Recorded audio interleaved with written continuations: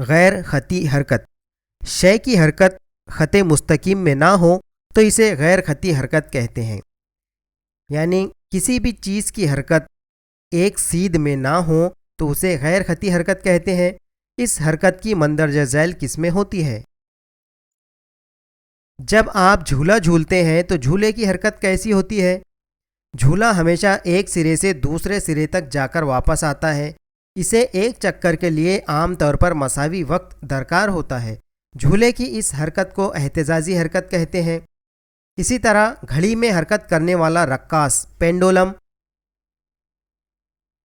پرندوں کے پنکھوں کی حرکت، سلائی مشین کی سوئی کی حرکت، ڈھول یا طبلے کی مرتعش جھلی بھی اہتزازی حرکت کی مثالیں ہیں۔ اہتزاز کی وجہ سے ہونے والی حرکت کو اہتزازی حرکت کہتے ہیں۔ گھڑی کے کانٹے دائروی حرکت کرتے ہیں، اسی طرح پنکھا، ہنڈولا اور میری گو راؤنڈ دائروی راستے سے ایک چکر پورا کرتے ہیں۔ ایسی کئی مثالیں ہم روزمرہ زندگی میں دیکھتے ہیں جن میں دائروی حرکت نظر آتی ہے۔ دائروی راستے سے ہونے والی حرکت کو دائروی حرکت کہتے ہیں۔ اہتزازی حرکت اور دائروی حرکت کی مثالوں سے ہم یہ سمجھتے ہیں کہ کچھ اشیاء مقررہ وقت میں ایک دور، چکر یا ایک اہتزاز پورا کرتی ہیں۔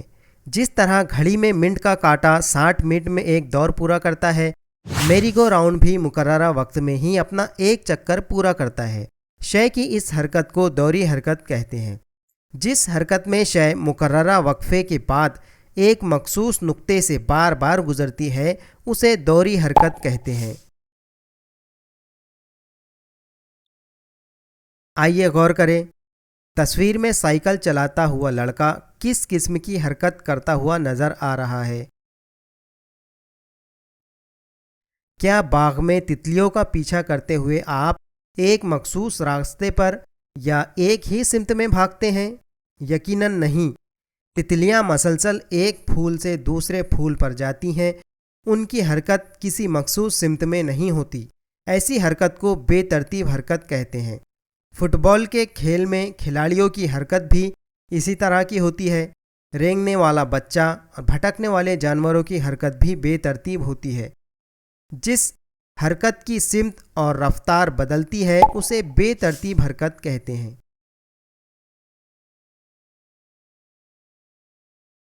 چال۔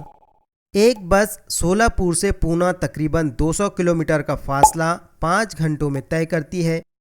بس ایک گھنٹے میں کتنا فاصلہ طے کرے گی؟ بس کا فاصلہ معلوم کرنے کے لیے ہمیں بس کی چال معلوم کرنی ہوگی۔ اس کا ضابطہ ہمارے پاس میں ہے طے شدہ فاصلہ بٹے فاصلہ طے کرنے کے لیے درکار وقت۔ طے شدہ فاصلہ ہمارے پاس 200 کلومیٹر، وقت ہے ہمارے پاس میں 5 گھنٹے۔ اس کو ہم تقسیم کرتے ہیں، 5 × 5 5 × 4 20۔ اس طرح ہمارے پاس میں 40 کلومیٹر پر اور اسی پر سے ہم 1 گھنٹہ چال برابر طے شدہ فاصلہ طے کرنے کے لیے درکار وقت۔ چال ہے ہمارے پاس میں 40 کلومیٹر پر اور طے شدہ فاصلہ ہم کو معلوم کرنا ہے اور وقت ہے ہمارے پاس 1 گھنٹہ۔ طے شدہ فاصلے کو ہم برابر کے دوسری جانب رکھ دیں گے اور 40 کلومیٹر کو شمار کنندہ میں رکھ دیں گے۔ اس لیے طے شدہ فاصلہ برابر ہے 40/1۔ ہمارے پاس میں طے شدہ فاصلہ آ گیا ہے 40 کلومیٹر، یعنی وہ بس 40 کلومیٹر کا فاصلہ طے کرے گی۔ حرکت کی قسمیں۔ نمبر 1 خطی حرکت جو ایک سیدھ میں ہوتی ہے۔ نمبر 2 غیر خطی حرکت جو ایک سیدھ میں نہیں ہوتی۔ خطی حرکت کی مختلف قسمیں ہیں۔ نمبر 1 یکساں خطی حرکت جیسے جوانوں کی پریڈ جو ایک ہی رفتار سے سیدھ میں ہوتی ہے۔ نمبر 2 غیر یکساں خطی حرکت جیسے پھسل گنڈی پر پھسلنے والی لڑکی، اس کی رفتار پہلے کم ہوتی ہے بعد میں زیادہ ہوتی ہے۔ غیر خطی حرکت کی پہلی قسم اہتزازی حرکت جیسے سلائی مشین کی سوئی کی حرکت، ایک ہی جگہ بار بار جو حرکت ہوتی ہے اسے اہتزازی حرکت کہتے ہیں۔ نمبر 2 دائروی حرکت दायरवी रास्ते से होने वाली हरकत को दायरवी हरकत कहते हैं। नंबर 3, दौरी हरकत, एक ही जगह पर बार बार होने वाली दौर, ऐसी हरकत जिसमें दौर मुकम्मल होता है उसे दौरी हरकत कहते हैं। नंबर 4, बेतरतीब हरकत, जैसे तितलियों की हरकत बेतरतीब हरकत है।